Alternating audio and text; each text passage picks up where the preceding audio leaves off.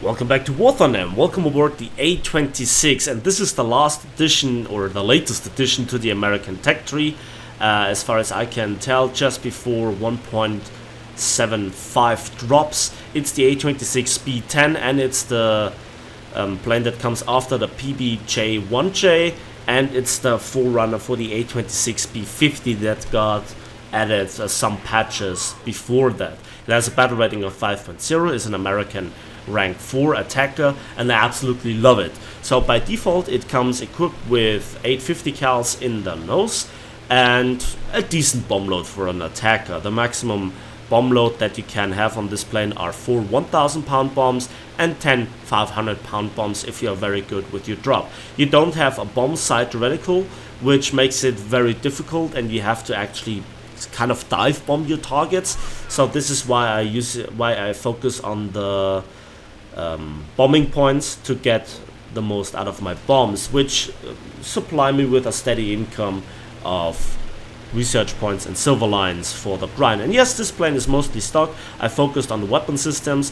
One weapon system upgrade is another additional 37mm gun in the nose for the sacrifice of 4 of the 50 cals. So what you then have left are 4 50 cals with 1600 rounds of ammunition, which is decent, and a 37mm M4 cannon with 30 rounds. And this cannon is performance-wise like on the Air Cobra or the King Cobra, so really low muzzle velocity for the HE belt. It is 610 meters per second.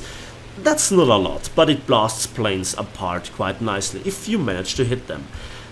Sadly, you have no bomber spawn point and you don't have the climb rate to zoom up climb to bombers to deal with them. It would be a nice income. Here we are on the Iwo Jima map, and we have a thick cloud cover. I cut out the first 4 minutes of just flying in a gray soup, gray fog soup, so to speak. And yeah, I have to say one thing about this plane.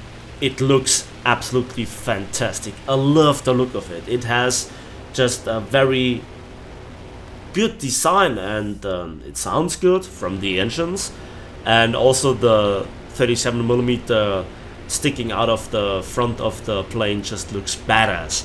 You also have 2 dual 50 cals in the back, and I recently upgraded them, so they are upgraded as well. I'm diving on the airfield, the AAA shoots me, and I'm going over 600 kilometers an hour. I drop my bombs and I zoom up. Yes, at higher speeds you have quite a lockup. Your rudder also doesn't respond very well at speeds over 400 kilometers an hour. I got the message that I hit the base. It doesn't show me any damage on any of the symbols, but it gives me the message that I dropped like 1 ton of high explosive. 2 tons are what I dropped, but for a few patches you have the wrong message that just displays half of your damage in terms of kilograms. So now on Iwo Jima, the Americans have by default the advantage because they have an air spawn, except I guess some carrier-borne aircraft, but all other aircraft, even fighters, spawn in the air with a certain speed. And in this matchup, there were just P-47s and P-51s, or the overwhelming majority, excluding me of course. And they were actually all climbing, and yeah, the Japanese, some of those little buggers did hide in the clouds. I tried to hit them with my 50 cal gunner, with the dorsal gunner, no, with the belly gunner. Actually it's the same gunner for the upper gunner and the belly gunner.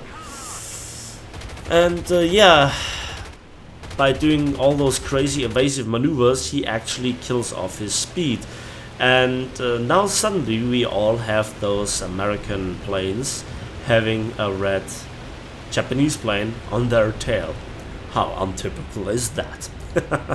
Yeah, but American planes were the Japanese planes with such a cloud cover where they try to help their teammates on the bottom.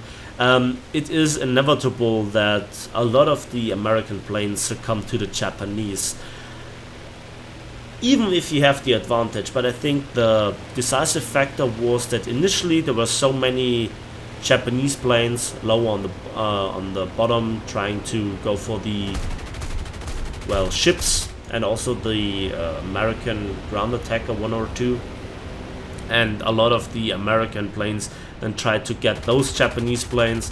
The fight was then having its place at low altitude with low speeds, and you know, this is where the Japanese are very strong. Speaking about being strong, after a loop I'm still doing 500 kilometers an hour, and I actually zoom out. And together with this P-51, I am the last player on my team with one damaged engine that still has its full power but will die in the next few minutes. And oh boy, there are still 3 enemy Japanese aircraft left, and this P-51 has no altitude advantage. So I'm turning around and I don't care, I'm going in. I have the armament, my aircraft feels really sturdy, it can absorb some damage. This A-7M goes head on with me, and not a good idea. The other Japanese Zeros actually go head on with me as well. I couldn't correct my flying path in time. It's a big attacker that is relatively sluggish, especially compared to Zeros. So I didn't even try. I tried to do a bit of evasive maneuvers. That's all that I could do. P-51 tried to help me, and now we do some teamwork. We have no communication whatsoever between us, but we need to use our speed advantage compared to the maneuverability of the A6M5. And this is now interesting because the difference in speed between the Zeros and American planes, and the difference between the maneuverability between them both, is actually balanced. Yes. If you give the P-51 the initial altitude advantage, like on this map, it actually can do some work. And the one mistake that the Zeros always make is using their maneuverability too much. They are immediately on your tail, but they don't have the precision of the flight model to get the long-range shots in.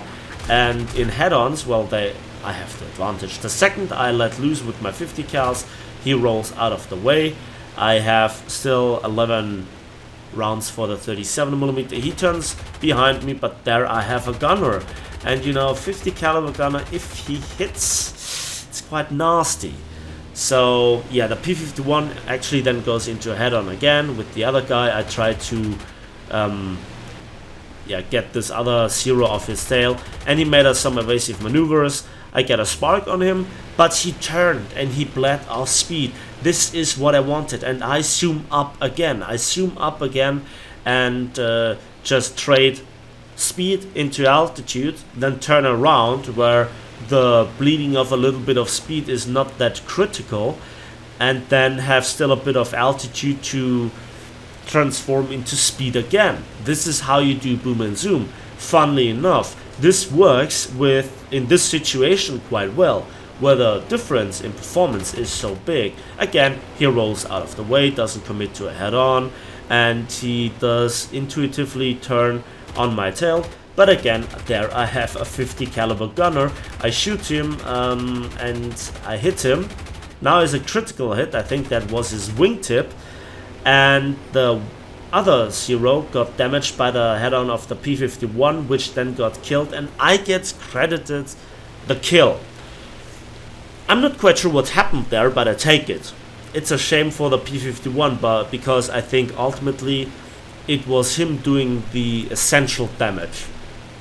So again, War Thunder's reward system at its finest, an issue that we have for years, but then again, in certain situations it's difficult. Maybe it was the few 50 caliber hits with my rear gunners that made it possible in the first place for the P-51 to engage him and to just damage him. Yeah, here I write it in chat. Come here, I deserve that kill. Basically, don't run. At the moment, I'm catching up with the Zero. If both engines would be fully operational, I'm quite confident that I could maintain my speed of over 400 kilometers an hour. Just dropping below 400 at the moment. I have to cool both engines, but then the left engine is doomed to die.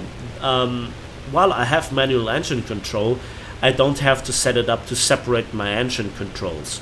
So if I have multiple engines, I don't do this. In most cases it's not necessary. Manual engine control for me personally is something that I just use to cool the engine in the climbing process and so forth, which was really helpful when I played my Italian planes, believe me that, because those little buggers cooked off in like 3 minutes, faster than any kind of spaghetti that I ever cooked. Okay, joking aside, he's running to his airfield. He's actually moving away from me, so that means his engine is still fully operational, while the left engine is now black and is kind of losing power. I'm not quite sure if I can even make it. I fought hard. I was in there. I tried to help my teammates as good as I can versus the Japanese planes. I was willing to take the damage. I was willing to go into the fight. I destroyed so far 2 fighters, 1 in a head-on, and I just made very good team play with the P-51. I want that kill. I want to win the game. Whatever the cost may be, I want it. Funnily enough, we also have a points advantage, so in the case that he would turn around and go into head-on and we both die, I still would win the game. So there are good things about it. Now I see that he is actually slowing down.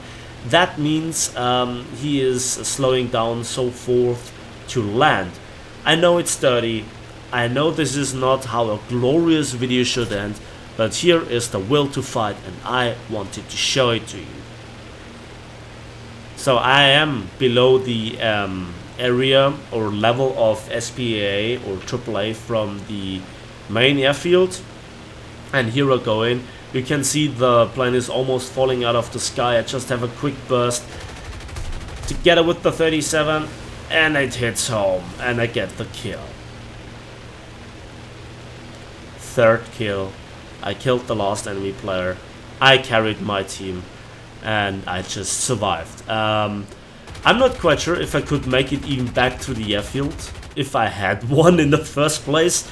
I don't think I can reliably do a carrier landing, especially with just one functional engine. So it's a good thing that the tickets bleed down and that I win this match with this fantastic looking, fantastic performing plane. And now let's have a look at the results, what I managed to do with bombing, actually the only real viable bombing point, and also getting 3 kills with a 30% silver line booster and a 10% research point booster. I got nearly 100,000 silver lines and over 5,600 modification research points, being first in team with just under 3,000 score points, and I think this is great. Nearly doubling the result of the second one and tripling the result of the third one. So that's quite something. And you could see it was fun, it was engaging, and I got a decent reward for it instead of ground pounding, which is an option, but for me personally, in a plane that performs that well, boring. So let me know in the comment section what you think about this plane, this playstyle, and about this battle, its outcome, and yeah, your thoughts, let me know them. That's it from me today, so thanks for watching, thanks for listening. Please give this video a like if it did, subscribe if you want to see more, and we'll see each other in the skies of War Thunder.